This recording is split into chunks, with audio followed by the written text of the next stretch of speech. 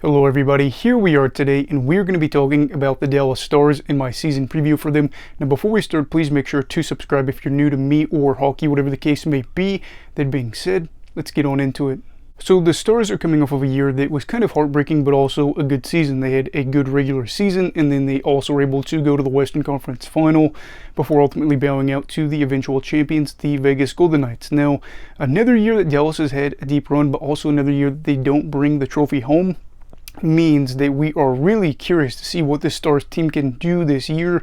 That being said, what are some storylines to talk about for them going into the season? The first one is, can Wyatt Johnston take over the second center role? So Johnston, a rookie last year, ends up averaging about half a point per game. I think it might have been right on the mark for half a point per game. Played the full 82-game season.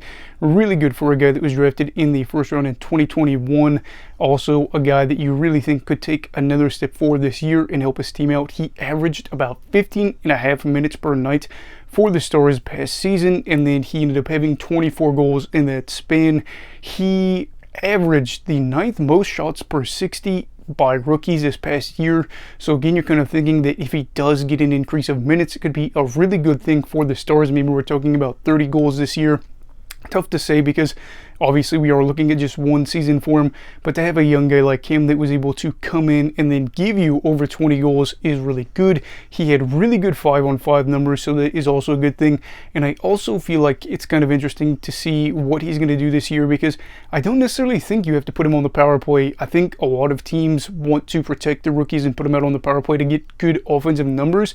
In this case, I think you have some older veteran guys maybe you could throw out there that are more experienced, and then also that could just use their assets on the power play. Maybe they need to be protected, I guess, at this point in their career, and they'd be more beneficial there.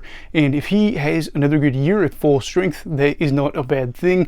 I don't really know if he will be their true second line center. It seems like they've got a lot of different mock lineups where certain players are projected out on the wing, but it is clear that we could see Johnston have an increase in minutes this year, which is obviously not a bad thing.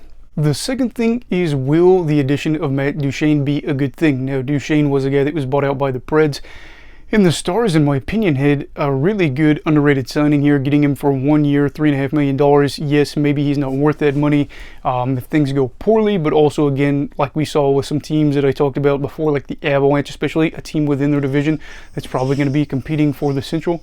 Could you make a little bit louder of a snort? I apologize for my dog. He's sleepy. But anyway, yeah, back to Duchene.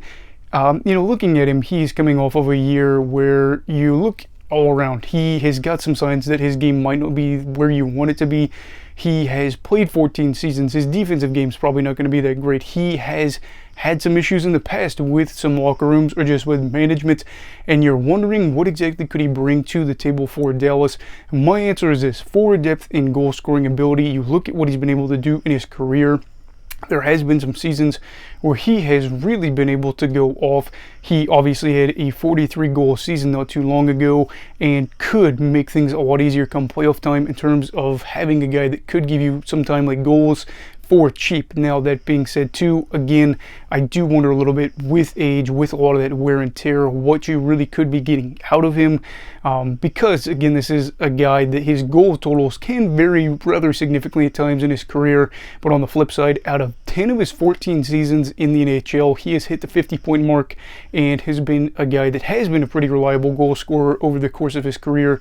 He's not going to throw a lot of hits. He's not going to block a lot of shots. He's probably not going to provide a lot of value, again, outside of that offensive game, but that's kind of where the Stars are at with him. Again, a veteran for cheap that could give them maybe a 20-goal year, maybe more. I'm not going to, discredit what Duchene's been able to do in his career. I'm not going to say go out there and expect a 40-goal, 80-point season type situation, but I will say this: I do think that maybe as like a middle six guy, he could be a really good signing for them, and this could be his last chance, or one of his last chances, to get a run at the Cup, to try to enhance or, pad his hockey accolades, I guess, if you will. And I just feel like this could be a really good signing for them. And again, with some other teams in their division especially making those underrated signings, I gotta give credit to Dallas for going out there and picking him up when it seemed weird that nobody else was really trying to swoop in there. So the final talking point is, can the Stars build off last season? Now I do apologize if my dog is snoring in the background. He is super sleepy. Had to take him to the vet a couple days ago, so he's on some medicine that kind of wears him out. But anyway, back to Dallas. Obviously the Stars were a very good team last year, finishing with 109 points, building off of the season prior where they almost knocked out the Flames in the first round, and that was a 10-point improvement. So maybe we're bound to see some regression. For starters, last year they had just one more win than the season prior, but 8 more overtime/shootout losses. Those aren't necessarily guaranteed. They went 18-4-4 in the Central Division, which is really impressive. I mean, again, you don't want to, say that that is not repeatable, but to play that many games within your division and come away with that many possible points, really something that is just kind of impressive. Like, again, I said with Colorado, I think they did really well within the division last year. Shocker, I know, but that's going to be hard to repeat. The good news is they did pretty well against other teams in the Western Conference. LA and Vegas, they did pretty well against. So there's a lot to be excited about. And then ultimately, I'll say this about the Stars. I don't think we're going to look back at them and say, oh, their season was defined by how they did in the regular season. If they go from, 109 points to 100 points, I don't think we're going to care about it. It's really going to come down to the playoffs and what they're able to do there. They've had deep runs before. They're able to go to the Stanley Cup Final in 2020. They were obviously able to go to the Western Conference Final last year. This is a team that's had guys that have been there and done that. Jamie Benn, Tyler Seguin, etc., that have been on the team for a while, that have seen this kind of turnaround with Dallas over the past decade almost, and now they're at a point where they've got younger guys that are coming in and stepping up and being part of a team that really has some high expectations. And for me, I don't want to say that it is really cup or bust for the Stars going into this season, but again, with the regular season success, I think that their mindset is A, on making the playoffs any way possible, and then B, maybe some more minor goals, or say minor, but they're still big goals. Win the division for the first time since the 2015-16 season. They had a really good shot until the end of the year where they had that little lull before they got hot towards the end. Obviously, some other teams started to catch fire a bit. So just kind of building blocks toward making it easier to possibly get to the Stanley Cup Final for the first time since 2020. Making the playoffs, winning your division are obviously huge steps to having a good year. And I think for the Stars, this is all, again, focused on whether or not they're able to make a deep run and ideally win the Stanley Cup. So overall, the Stars were a team that was really good last year, but unfortunately were not able to get it done when it mattered most against Vegas, a team that really wanted to get revenge over the 2020 playoffs, and obviously they did. The Stars, again, are in a spot where they are looking to make a deep run and make things happen.